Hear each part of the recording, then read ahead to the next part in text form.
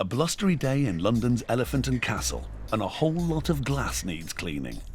This is the record-breaking Strata, London's tallest residential building, sometimes called the Razor.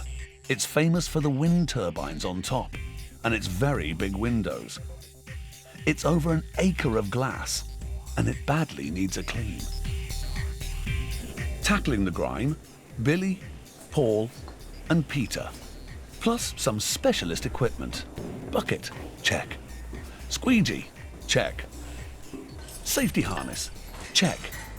Cradle attached to 80-foot telescopic arm, check. And you'd better take a good head for heights. And because this building, the cradle isn't fixed to the building, you're floating about, well, hanging on, suspended on wires, the wind can take you and bash you into the building, causing damage to the building and to the cradle. We call it a boat because it moves about a bit. Just got to make sure the cables are not tangled up around the cradle. This is what's known as a fall arrest harness. So if I do come out of the cradle, which has never happened before, it's like a shock absorber on the back, and that will take some of the loading as I fall down. And with that comforting thought, Paul fills his bucket. His big concern is the wind. We can work in snow, rain, sun, whatever. The wind dictates whether you can work or not. It's a bit windy today. The only thing we can do is take it out and see how we feel. You can't really tell until you're actually over the edge. That's because the building itself can shield you from the wind. Even on a day like today, some faces of the building may be safe. Okay. If it's too windy, I'll take it straight back in. I think you're up against it, but... Well, we'll give it a go. You're a brave man. Oh, you've got something there. Now I have to move the top slewing arm.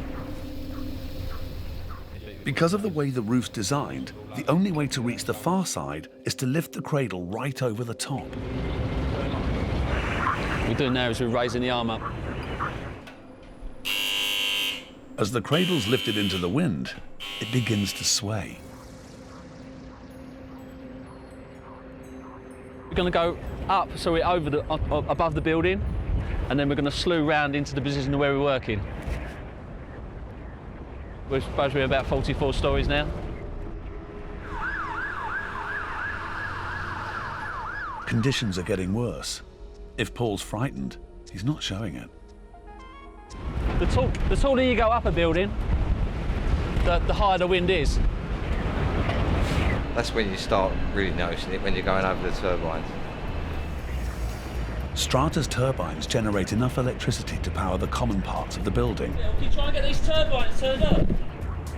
But today, they seem to be causing extra turbulence.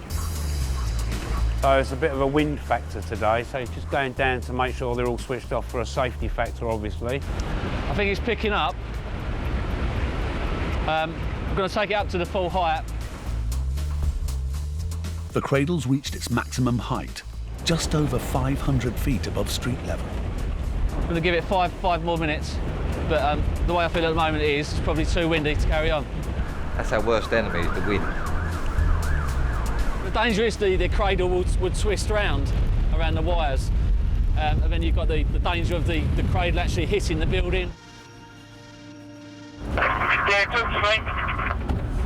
Hello mate, we're going to take the cradle in now. It's just got too windy. The quest for sparkling windows is over, for now. We've had a go, it proved to be too windy, and we'll have a go another day. That's it. Can't fight nature. 2 days ago in South London, extreme winds forced the team to abandon their attempt to clean the 1,100 windows of the Strata building, central London's tallest residential tower. What's it like 500 feet up? It's much better today. It's a nice bright day, no wind at all, so it's ideal weather conditions really. Once again, Paul sets off over the building in what he calls the boat.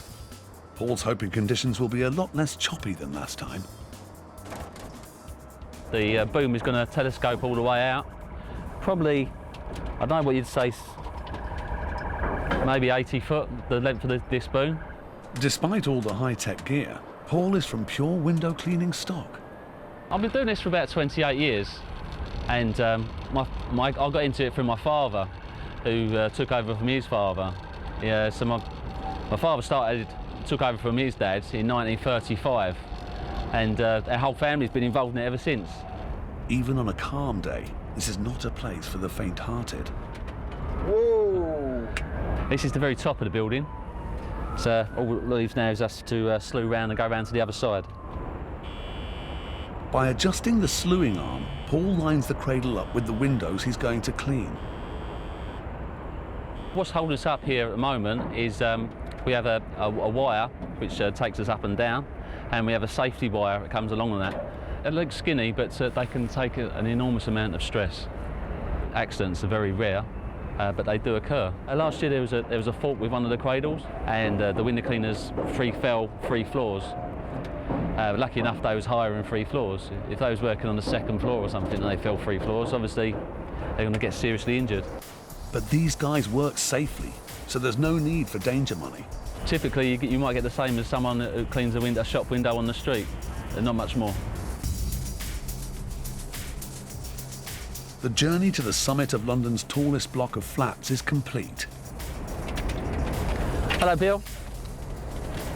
We're ready to start shooting now, so whenever you're ready to start coming down the back staircase. At last, window cleaner Paul is suspended over 500 vertical feet of truly filthy windows. Back in South London, the windows of the spectacular Strata building are coated in grime. The man taking on this supersized problem is window cleaner Paul, currently working his way down to the top floor.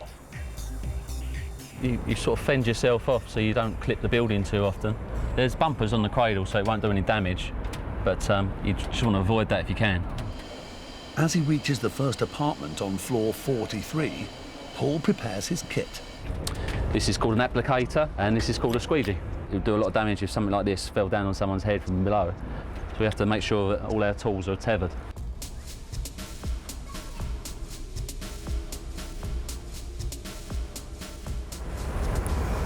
What we'll do is try and catch the water so it stops the drips covering the whole of the building. Although the window cleaning's done the way it has been for years, other aspects of the job have changed beyond recognition. One of the major things, I suppose, is we use the safety harnesses now. But the downside of that is that if you do happen to fall out of the cradle and you're suspended, there's something called suspension trauma. And basically all the straps would cut into your body, your blood supply would stop, you would pass out, and then you've got something like 15 minutes after you first fall to get back on your feet. The result could be brain damage, blood poisoning, and eventually death. Window done, it's down to the next floor. Paul measures a building in drops, how many runs of the cradle from top to bottom it'll take to clean all the windows. The Strata building has 25 drops, each of an hour and a half. Cleaning all 1,100 windows will take 2.5 weeks.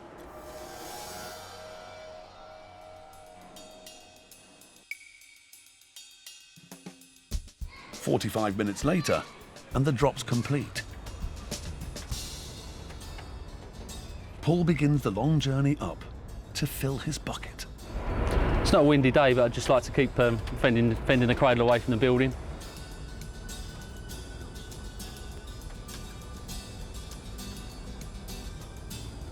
On a clear day, the best view in London is a spectacular perk of a satisfying job. Yeah, it's nice to see a building filthy dirty and you walk away and it's gleaming. It does give you a bit of sense, a bit of pride in your work, yeah. But these aren't the views we're interested in. Paul's a window cleaner. He must have some confessions. Yeah, I've seen some new people and some people getting up to things they shouldn't be. Funniest thing I've seen is a type of cradle which is like a winch cradle, and you've got like a bicycle wheel, I suppose, and you sort of wind yourself up. But we got to the top, you know, we was drenched in sweat, and we was just about to start work, and we looked through the window, and there was a naked woman sitting on a chair, and like we looked at her, she looked at us, she screamed, and she was telling us to go away. Well, I'm thinking, it took us 3/4 of an hour to get up this high. We're drenched in sweat. Can you go away? Like, let us get on with it. So that's what we did. At the end of the job, Paul's travelled 7.2 kilometres in the cradle, used 50 buckets of water and cleaned 4,500 square metres of glass. It's one small step for man, one giant leap for window cleaning kind. That's done for another 3 months, isn't it? Oh, 3 months. Yeah.